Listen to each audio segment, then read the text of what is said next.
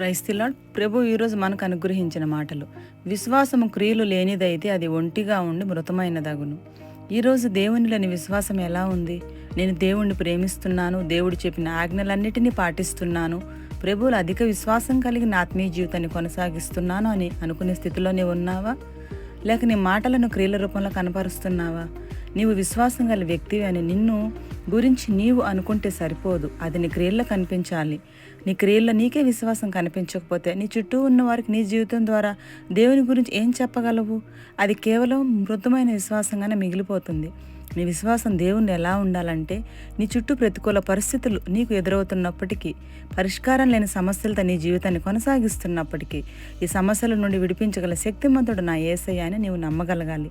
ఎలాంటి పరిస్థితులు నీకు ఎదురవుతున్నా చెక్కు చెదరని నీ విశ్వాసాన్ని బట్టి అనేకులు దేవుని వైపు త్రిప్పబడాలి. మరి అటువంటి ఆత్మీయ జీవితాన్ని నీవు జీవిస్తున్నావా? ఒకసారి ఆలోచించు.